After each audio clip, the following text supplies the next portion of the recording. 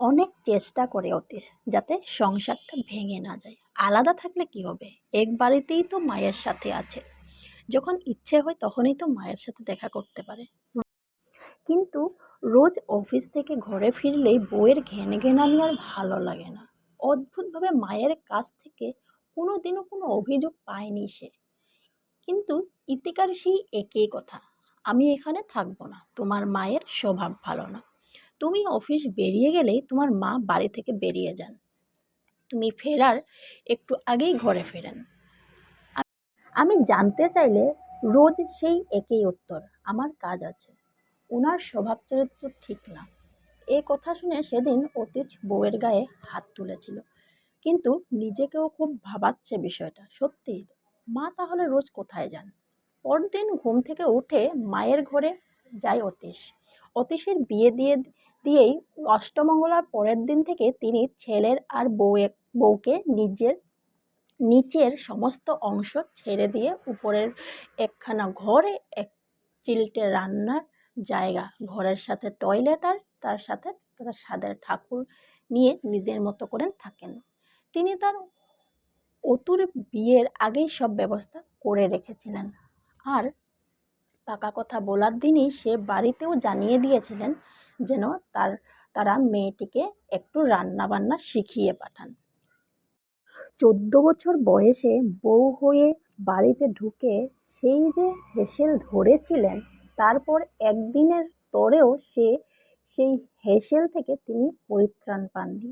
তাই তিনি ঠিক করেছিলেন ছেলের বিয়ের পরেই তিনি একটু নিজের মতো করে বাঁচবেন। ছেলেবেলা থেকেই গল্পের বই পড়ার নেশা ছিল মারাত্মক। বাবা ছিলেন স্কুল শিক্ষক। তিনি মাঝে মাঝে স্কুলের লাইব্রেরি থেকে মনীষীদের জীবনী ভিত্তিক বই এনে দিতেন তার বড় মেয়ে আচলাকে। আর বছরে পূজার সময় নতুন জামা জুতোর সাথে একটা করে গল্পের বই।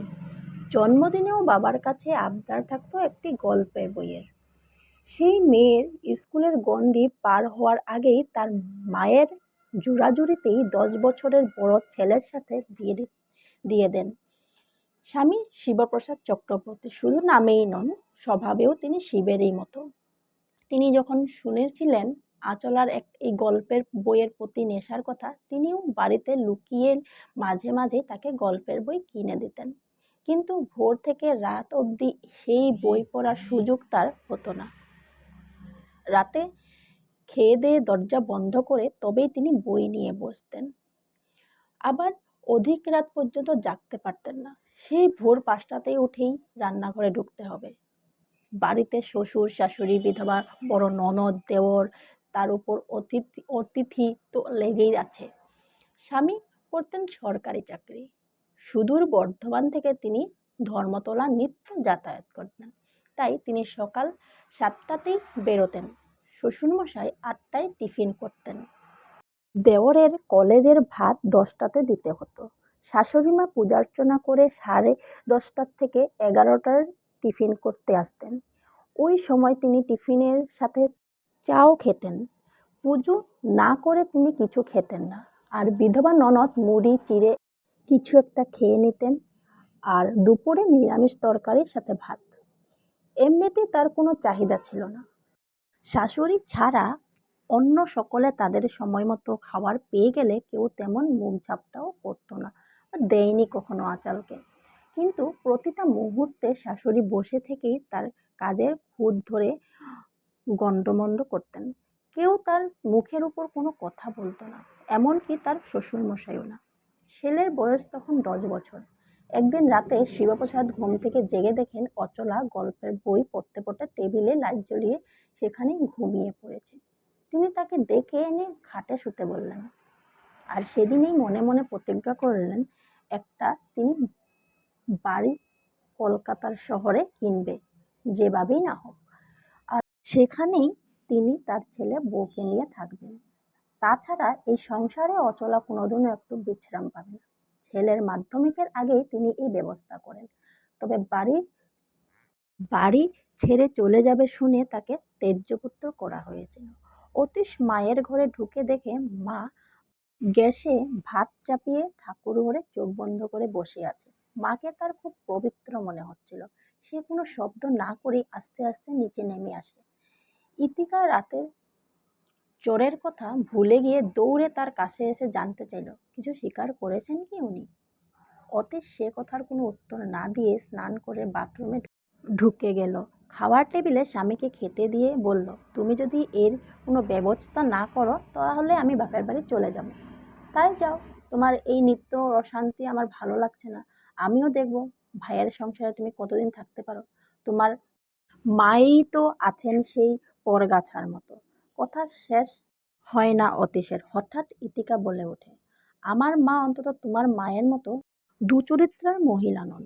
অতীশ রেগে গিয়ে খাবারের থালা ছুঁড়ে ফেলে দিয়ে না খেয়ে জামা কাপড় পরে বাড়ি থেকে অফিসের উদ্দেশ্যে বেরিয়ে পড়ে। অফিস যাবে বলে বাস স্ট্যান্ডে এসে ওকে মনে করে সেই একটি থামের আড়ালে লুকিয়ে থাকেন। একটু পরেই সে দেখতে পায় মা বাড়ি থেকে বেরিয়ে একটা রিক্সা নিয়ে চলেছেন। সেও একটি রিক্সা নিয়ে মাকে অনুসরণ করতে থাকে।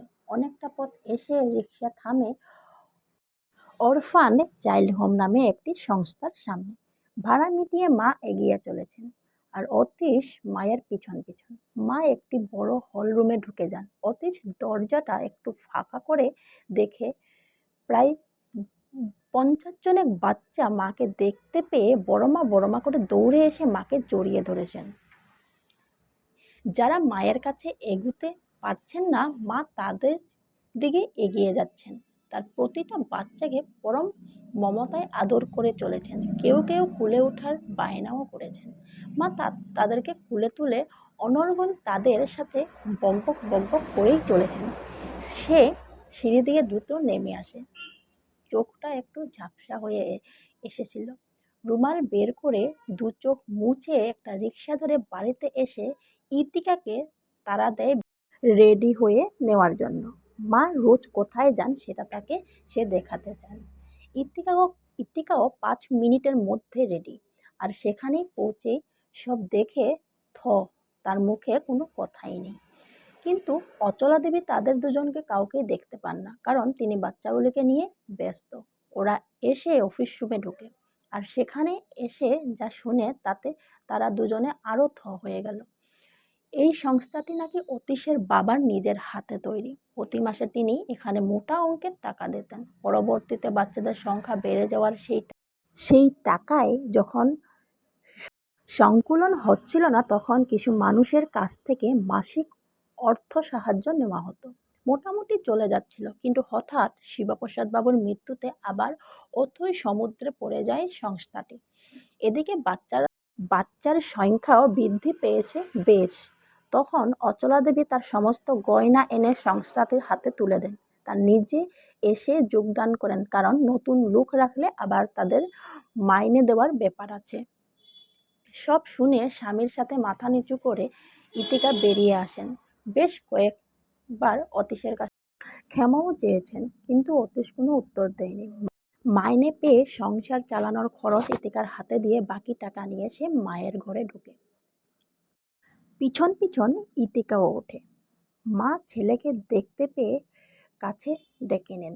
অচলা দেবী তখন একটি গল্পের বই পড়ছিলেন। তিনি সেইটি পাশে সরিয়ে রেখে বললেন, আমায় কিছু বলতে এসেছিস বাবা, নাকি রোজ আমি কোথায় যাই সেইটা জানতে এসেছিস?